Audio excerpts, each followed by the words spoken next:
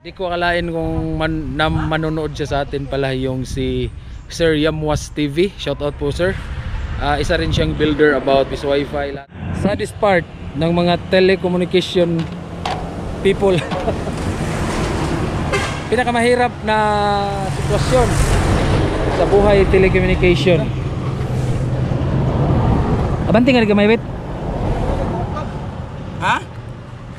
Mo sa libon yo. Ito ko sa. Pinakamahirap na sitwasyon. Tingnan natin nakabalik ba. Ang init kanina tapos biglang umulan ngayon. Yung pinakamahirap na sitwasyon.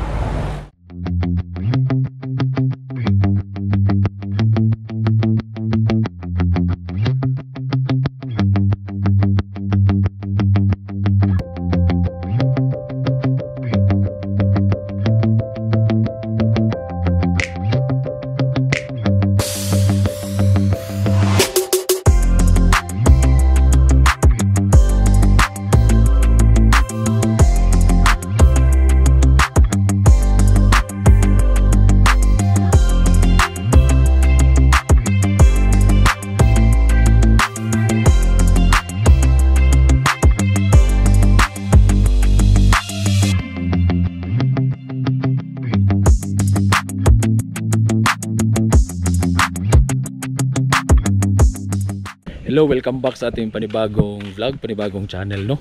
So, ngayon nakauwi na tayo sa Cebu. At ang haba ng ating journey about dun sa ating Mindanao trip. At yun pala, meron akong isa shoutout, special shoutout si yung isa ding di ko akalain kung manonood siya sa atin pala yung si Sir Yamwas TV. Shoutout po sir. Isa rin siyang builder about this wifi, lahat-lahat kung ano-ano yung mga ginagawa niya. Ngayon nung nag-message siya, tinignan ko yung account niya, so legit.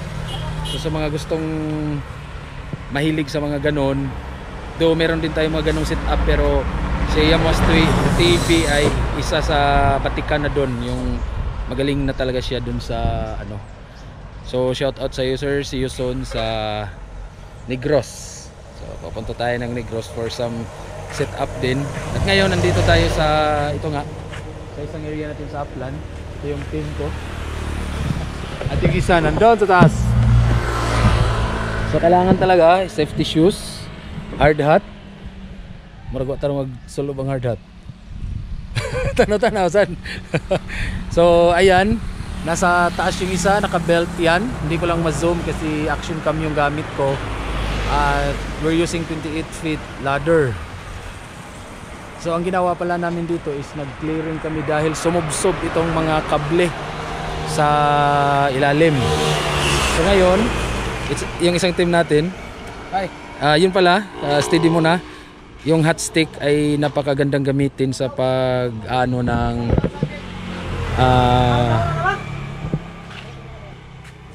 pag-ano ng pag sungkit ng mga wire.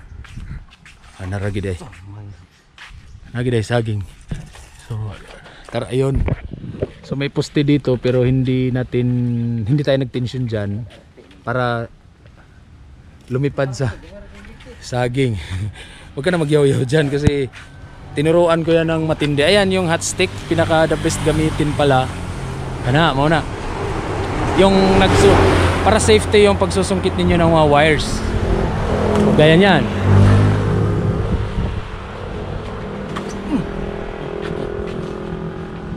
Ada nang wires ilaw. So gaya nito mga wires natin nasa ilalim ng puno. Kasi area ito na single core lang yung gamit namin. Hindi pa namin siya na taon na i-upgrade. So soon we're upgrading soon dito sa area na to para magkaroon siya ng magandang kable. So ito hindi siya nag hard hat kasi yung nagsusungkit ay mahirap makapag hard hat dahil nalalaglag. Yaman? Ha? Pro. Ayun.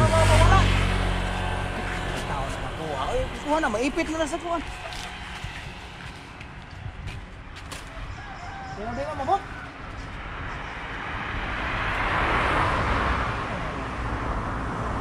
So yan. Nakita nyo naman na nasa pinakamataas na, hindi pa rin abot. So talagang mahirap na siya. So importante nasa taas.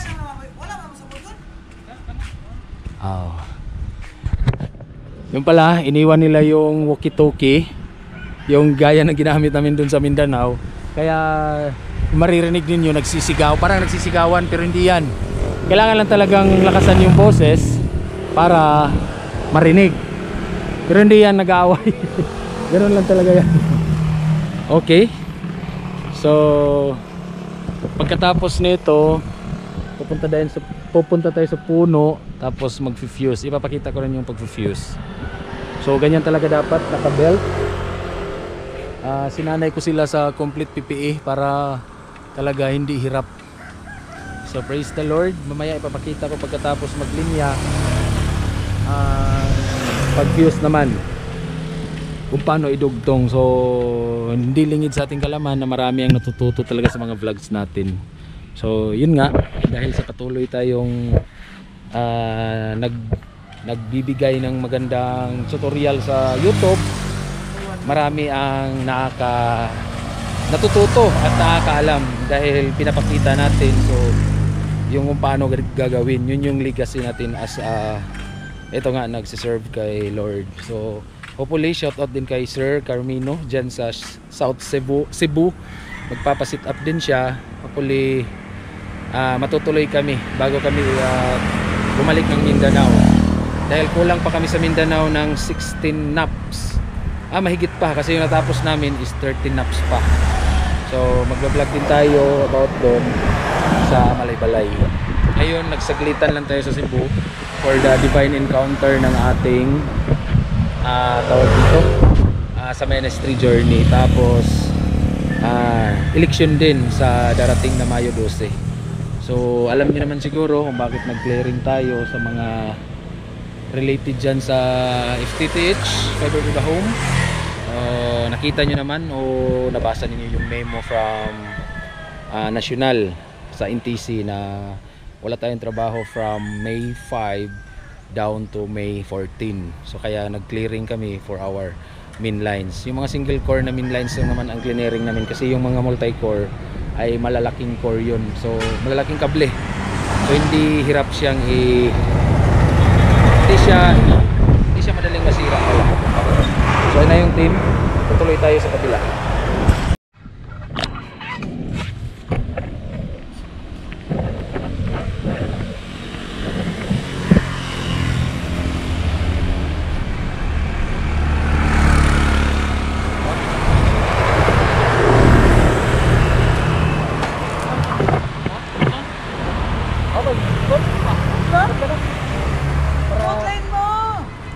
Para sang atin Diyos, balik ito.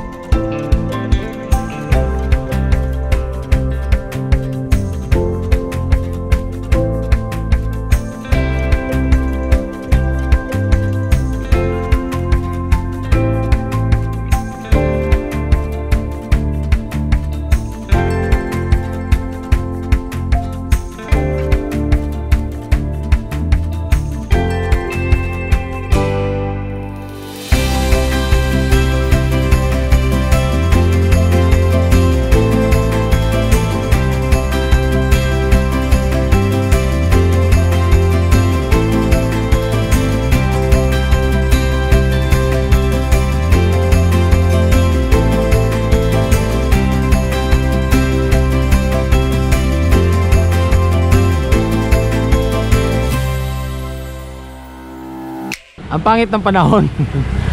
nag-uusap kami, nagkikwentuhan kami kung itutuloy naming i-fuse. Pero may sinag ng araw naman. Ayun si Go. Wait. Ay. Dalawa yung hot stick niya. Ikaw, decide. Ikaw decide. So ito, pa-desisyonin natin. I-fuse, hindi. Di, low pa dia. Ikaw, decide. Nahirapan kami mag-decide kasi ayan sa puno lang ng niyog. Ha? Bunlot sa? Oh, libre honor po sa ni. Oh. Wala, wala. Kailangan kayo na tulahan.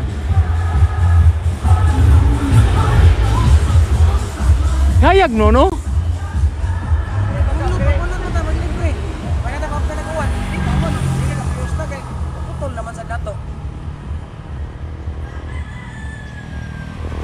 Okay, ay saha. Come on. So, unya na lang. Sige, pag-iisipan muna namin guys. Ayan, pangit yung panahon pero kailangan i-fuse to eh. It's time to fuse. Grabe oh. All goods kayo. So ayan, tuloy tayo. Nag-fuse na tayo for the main line natin. Yung kabila ay puti. Yan, yung kabila ay pula. Wala nang hiya-hiya to. Wala nang hiya-hiya. So nandito tayo sa gilid ng kalsada. Ayan yung area. So papakita ko sa inyo kung paano i-fuse yung dalawang single core gamit yung 120mm na sleeve double wire. Double engine daw sabi ng yan madumi ang kamay, ganun talaga kasi nagbunlot ng wire. Painitin para hindi ma-damage. Yun pala, i-reveal ko na pala yung technique, no?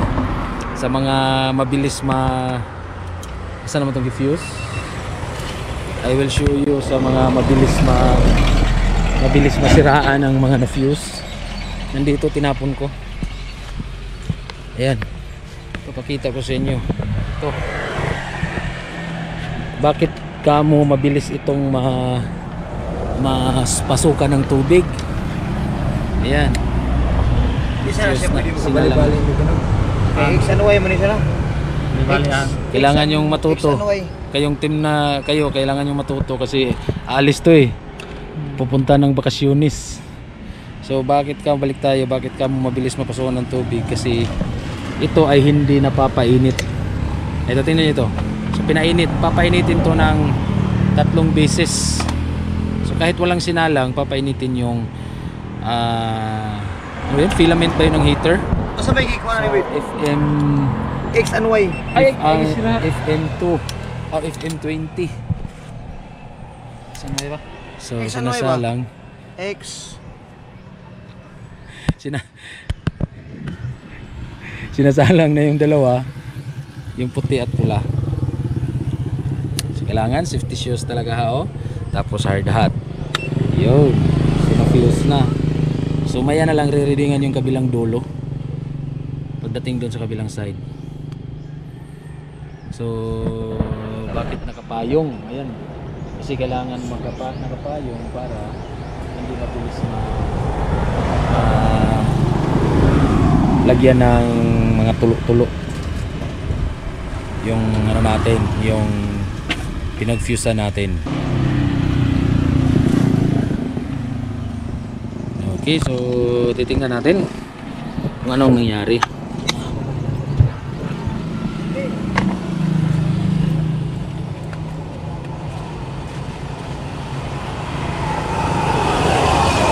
So, paggamit pala ng fusion,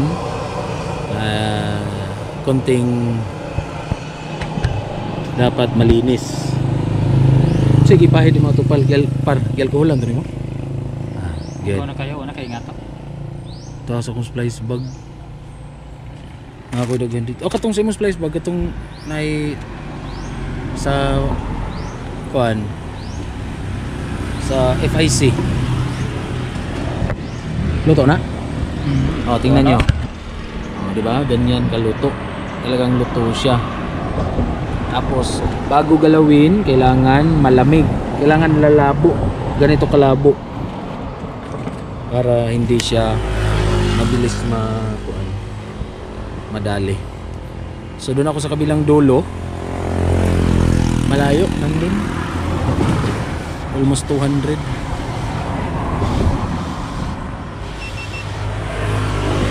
So yan, hinuhuyupan para lumabo. Tignan nyo. Wala ni bubbles? Wala bubbles? Okay? Wala? Ah. Papoy si. Papoy si Luyog na. Bubbles tayo. So lagyan ng takip. Ayan. Sleeve cover. Yung iba kasi hindi nilalagyan ng sleeve cover, kaya mabilis talaga siyang naano sa araw at init. So sa atin, ilagyan natin ng sleeve cover para mapasukan man siya, hindi naman gaano ka talagang pumapasok yung ano. So may tools, may material kami dyan na gagamitin, yung pambalot. Itatry namin. Sigdiri rato na bati ang reading sa atong fuse sa. So yan, tapos na. Kailangan patayin yung fusion para hindi maalikabukan kasi nasa gilid nga lang tayo ng daan, no? So ganyan po kaluoy. Ayan, oh. Nagpapayong. Okay, so dugtungin yung messenger at iakyat na sa taas. Okay, praise the Lord. Matatapos na. Sa kabilang dulo naman, magre-reading tayo sa kabilang dulo bago mag-fuse. Kaya pinapakita ko to sa inyo para matututo talaga kayo kung paano. Okay, so ibabalik ko to doon sa sasakyan. Ganun lang, kabilis. Okay, at itong mga debris kailangan na itong itapon. Diyan lang, gagamitin nila yan, gagawing sampayan. Hindi rin yan basura, kasi gagawing sampayan. Alright, so let's go. Una tayo doon at mag-splice tayo, magre-reading. Mao na to ha, plaster lang yun. Okay, so praise the Lord, dalaygon ang Diyos, na fuse na. Nakita nyo naman kung paano natin ginawa, paano natin pinagawa sa team. Hindi pala tayong gumawa sa yung team, kasi hindi na ako pagdating sa Cebu, hindi na ako ako ba akop sa Bisaya. May team tayo. Okay, so praise the Lord, hallelujah. Hindi tayo inabutan ng ulan, o hindi pa tumuloy yung ulan pala. So yun pala, isa pang tips, pag nagpalit kayo ng main line, ugaliin, natanggalin yung lumang kable para hindi maging buhol-buhol doon sa poste. Maawa naman kayo sa ibang nagtatrabaho.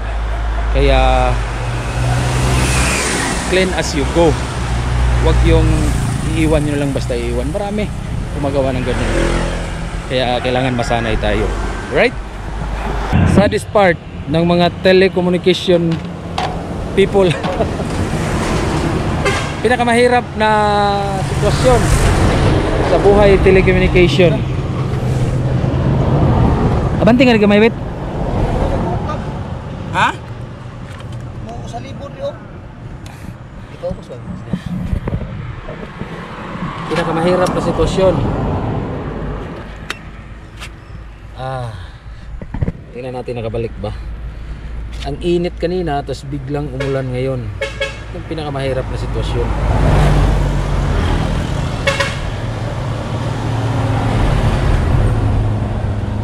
Wala pa tayong cone. Naku, nakalimutan magdala ng cone. Kasi gilid ng kalsada eh. Umuulan pa. Eksakto lang talaga na na-fuse.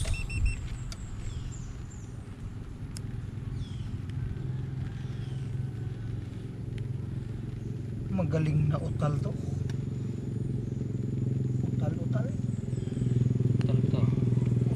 kugal. Grabe ka angle.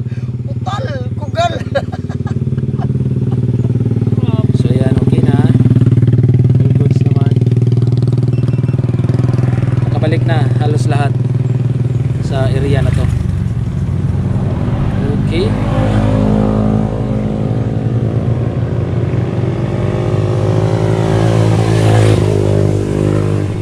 So na-fuse na.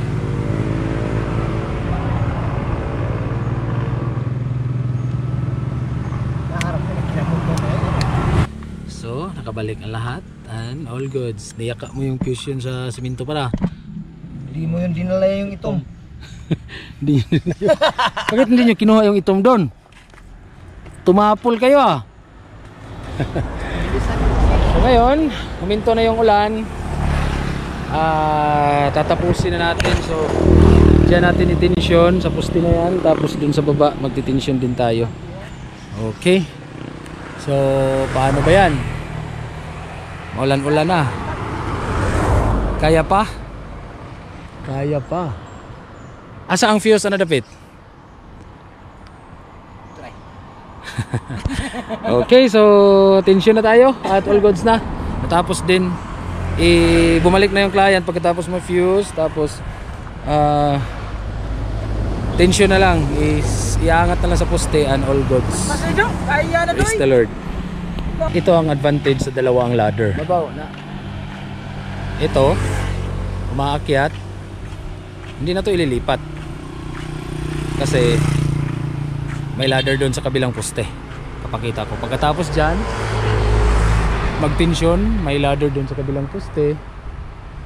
Hindi na to ililipat doon. Hindi pagod yung ladder man. Okay, so tips din sa mga nag-FTTH yung para hindi pagod yung mga team ninyo.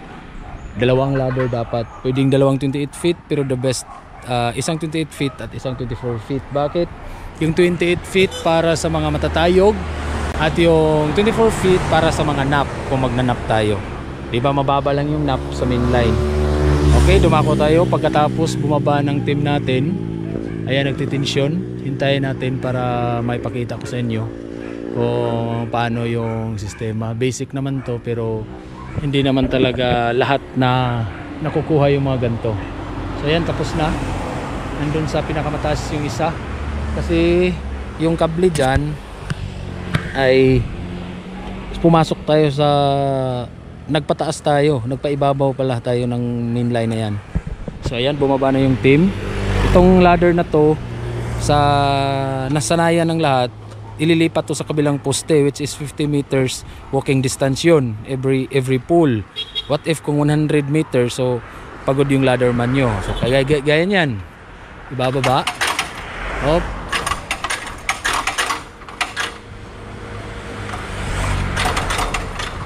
yan, binababa na.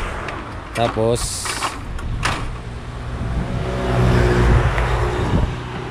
ilalagay yan sa mismong sasakyan dun. So hindi yan ililipat sa kabilang poste. Okay, so kita nyo naman, ayan, nagsusungkit naman yung isa. Kaya mas maganda ang wait, sakinan, wait. Maganda pag dalawa ang ladder, diba? Ang isa nagsusungkit para hindi pagod. Hindi pwedeng dalawa lang. Mag-invest kayo sa team ninyo. So ayan, nilagay yung ladder sa sasakyan. Tapos maglalakad na yan doon na walang karga.